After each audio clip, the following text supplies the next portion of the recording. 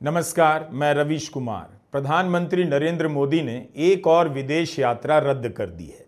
वे Kuala Lumpur में होने वाले आसियान देशों के सम्मेलन में नहीं जाएंगे। प्रधानमंत्री मोदी ने एक सम्मेलन को छोड़कर आसियान के अभी तक के सारे सम्मेलनों में हिस्सा लिया है। यह दूसरी बार है जब वे आसियान की बैठक में नहीं जा रहे हैं।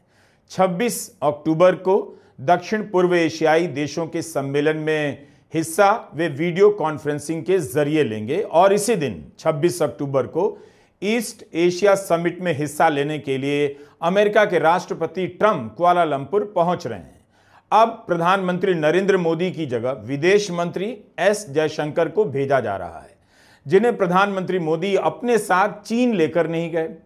तब सूत्रों के हवाले से खबर आई कि जयशंकर बीमार है, लेकिन उसी दिन जब चीन में बैठक चल रही थी तब जयशंकर ने भारत के नौसेना प्रमुख से मुलाकात की तस्वीर पोस्ट कर दी। इसका जिक्र आपसे क्यों किया? क्योंकि मलेशिया के प्रधानमंत्री अनवर इब्राहिम ने ट्वीट किया है कि प्रधानमंत्री मोदी ने मुझे यह कहा है कि उस समय भारत में दीपावली के उत्सव के कारण वे वर्चुअली इस सम्मेलन में हिस्सा लेंगे। क्या दिवाली के जश्न के कारण प्रधानमंत्री मोदी आसियान नहीं गए? क्या अनवर इब्राहिम को सही बात बताई गई? गुजरात में इस बार 9 दिन दिवाली का त्योहार है और 26 अक्टूबर को लाभ पांचम के साथ दीपावली का समापन होगा। लेकिन 24 अक्टूबर को प्रधानमंत्री नरेंद्र मोदी बिहार जा रहे हैं चुनाव प्रचार के लिए, 2 सभाएं करेंगे। तो इस हिसाब से 26 अक्टूबर को आसियान के सम्मेलन में नहीं जाने की बात थोड़ी जमती नहीं है। दीपावली वजह नहीं लगती। उनके दौरे को लेकर विदेश मंत्रालय का बयान आया है और उस बयान में कोई कारण नहीं बताया गया है कि प्रधानमंत्री मोदी क्यों नहीं जा रहे हैं, जबकि मलेशिया के प्रधानमंत्री लिख रहे हैं कि दीपावली के उत्सव के कारण प्रधानमंत्री नरेंद्र मोदी वर्चुअली हिस्सा लेंगे। कांग्रेस महासचिव जयराम रमेश ने लिखा है कि प्रधानमंत्री कुआलालंपुर नहीं जाएंगे। इसका मतलब है कि कई विश्व नेताओं से गले मिलने, फोटो खिंचवाने और खुद को विश्वगुरु बताने के कई मौके हाथ से निकल गए। पीएम मोदी के वहां नहीं जाने की वजह साफ है, वे राष्ट्रपति ट्रंप के सामने नहीं आना चाहते हैं जो वहां मौजूद होंगे। उन्होंने कुछ हफ्ते पहले मिस्र में गजा शांति शिखर सम्मेलन में शामिल होने का निमंत्रण भी इसी वजह से ठुकरा दिया। सोशल मीडिया पर राष्ट्रपति ट्रंप की तारीफ में संदेश पोस्ट करना एक बात है, लेकिन उस व्यक्ति के साथ आमने सामने होना जिसने 53 बार ऑपरेशन सिंदूर रोकने का दावा किया है और 5 बार यह कहा है कि भारत ने रूस से तेल खरीदना बंद करने का वादा किया है, दूसरी बात है। यह उनके लिए काफी जोखिम भरा है। प्रधानमंत्री नरेंद्र मोदी शायद अब उस पुराने हिट बॉलीवुड गाने को याद कर रहे होंगे, बच के रहना रे बाबा, बच के रहना रे। क्या ट्रंप के कारण प्रधानमंत्री मोदी विदेश यात्राओं पर नहीं जा रहे हैं? अगर ऐसा है तो यह ठीक बात नहीं है। बीजेपी को इसका प्रतिकार करना चाहिए, बोलना चाहिए कि प्रधानमंत्री मोदी ट्रंप से घबराते वबराते नहीं हैं। जयराम रमेश गलत बोल रहे हैं। लेकिन सोचिए, दुनिया में भारत की क्या छवि बन रही है। एक के बाद एक सम्मेलनों में प्रधानमंत्री मोदी नहीं जा रहे हैं और वहीं नहीं जा रहे हैं जहां ट्रंप आ रहे हैं। टकराते ही क्या ट्रंप बोल देंगे? इसे लेकर इतनी चिंता क्यों है? ट्रंप पर कभी कभी भरोसा भी करना चाहिए कि वे मिलते ही ऐसा कुछ भी नहीं बोलेंगे जिससे किसी को शर्मसार होना पड़ जाए, जैसा उन्होंने व्हाइट हाउस में दिवाली मिलन के समय वॉशिंगटन में भारत के राजदूत विनय क्वात्रा को सबके सामने कह दिया कि आपके पीएम से बात हुई है। I just spoke to your Prime Minister today. We had a great conversation. We talk about trade. We talk about a lot of things, but mostly the world of trade. He's very interested in that. Although we did talk a little while ago about let's have no wars with Pakistan. अब इसके बाद क्या रह जाता है? भारत के राजदूत उनके सामने कह तो नहीं सकते थे कि राष्ट्रपति जी आपकी सूचना गलत है। मुझे नहीं पता ट्रेड को लेकर प्रधानमंत्री मोदी ने आपसे क्या बात की है, पाकिस्तान के साथ युद्ध को लेकर क्या बात की है।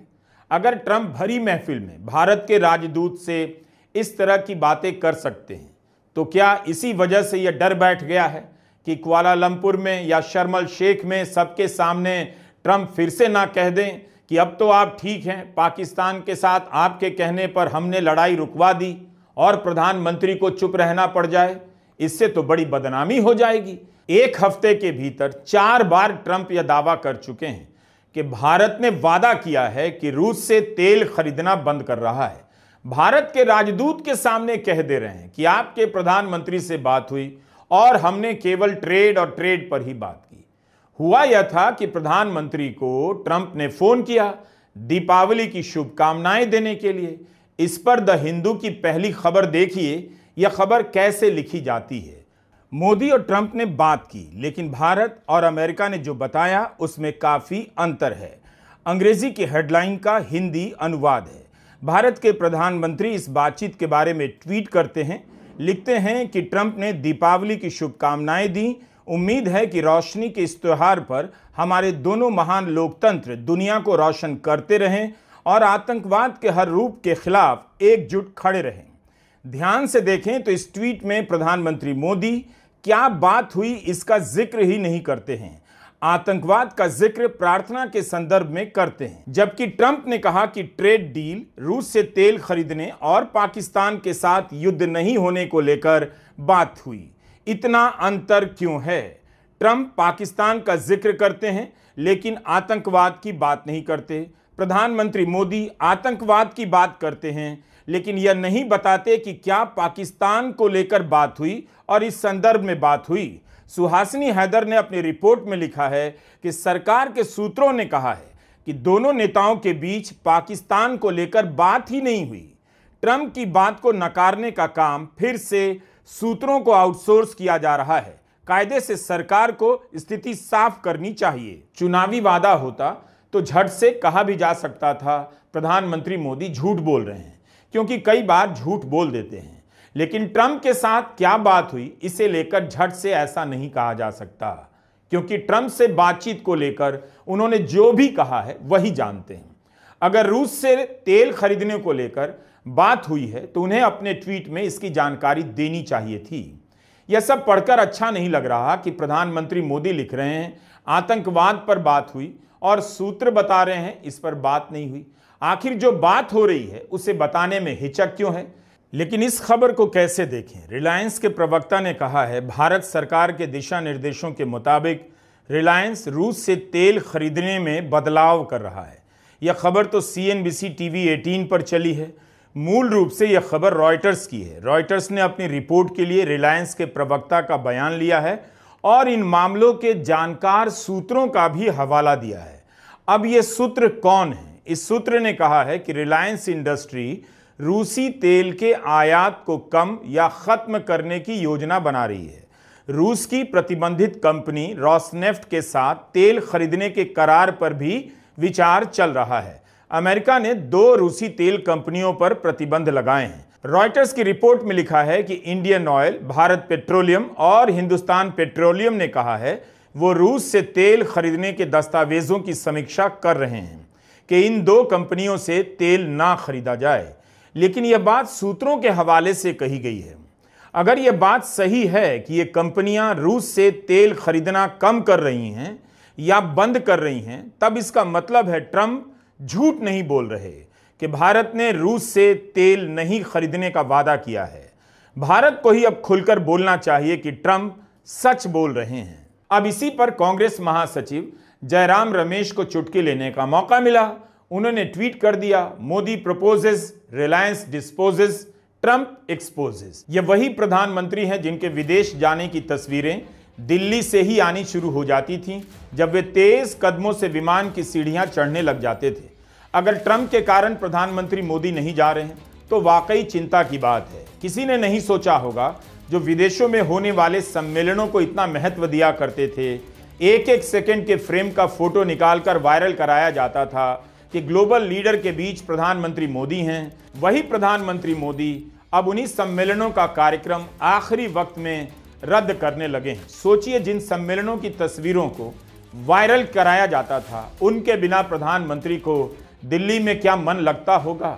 इससे एक मतलब यह भी निकाला जा सकता है कि जिन सम्मेलनों को वे 11 वर्षों तक इतना महत्व देते रहे, अपनी राजनीतिक छवि का हिस्सा बताते रहे, उन्हें वक्त पड़ने पर नकार भी सकते हैं। इसकी तारीफ अगर आपको लगती है तो कर लीजिए, अगर शिखर सम्मेलनों को भाव देते हैं तो ठुकरा भी सकते हैं।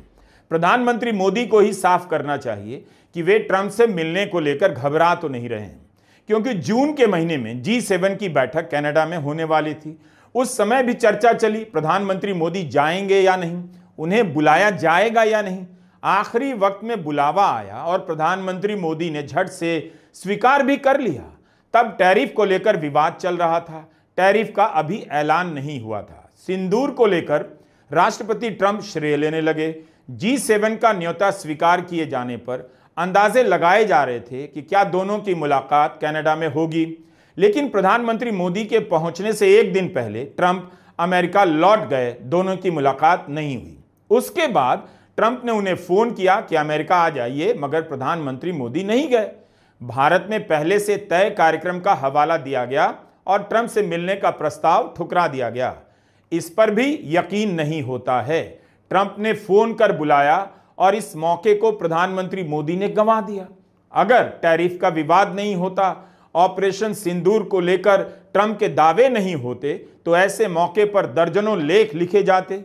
गोदी मीडिया दिन रात बहस करता कि ट्रंप को अलग से फोन कर बुलाना पड़ा प्रधानमंत्री मोदी को। आज भारत की स्थिति इतनी ऊंची हो गई है, लेकिन इस पर भी चुप्पी साध ली गई। इसके कुछ महीनों बाद न्यूयॉर्क में संयुक्त राष्ट्र की आम सभा में भी प्रधानमंत्री मोदी नहीं गए, जहां ट्रंप आ रहे थे। विदेश मंत्री एस जयशंकर को भेजा गया। फिर जब शर्म शेख में गजा को लेकर घोषणा होनी थी, कई देशों के प्रमुख भी आए, वहां भी प्रधानमंत्री मोदी नहीं गए। विदेश राज्य मंत्री कीर्तिवर्धन सिंह को भेजा गया, जिन्होंने वहां ट्रंप से मुलाकात की। क्या इसलिए कि वहां ट्रंप मौजूद थे, प्रधानमंत्री मोदी नहीं गए।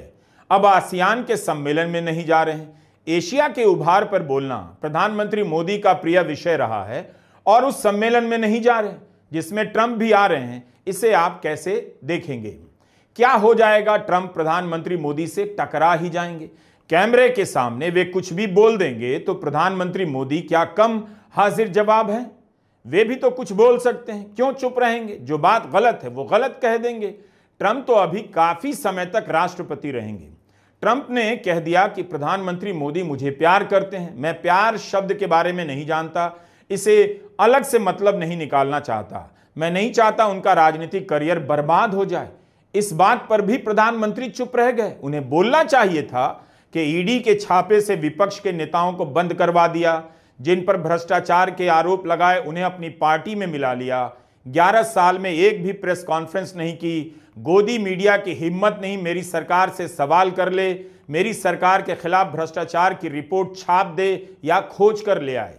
राहुल गांधी ने वोट चोरी के आरोप लगाए, इतनी लंबी लंबी प्रेस कॉन्फ्रेंस की, तब तो मेरे राजनीतिक करियर को कुछ नहीं हुआ। मिस्टर ट्रंप, आपके जहन में यह बात कैसे आ गई कि आप मेरा राजनीतिक करियर बर्बाद कर सकते हैं? प्रधानमंत्री मोदी की राजनीति में विदेश यात्राओं का बड़ा रोल रहा है।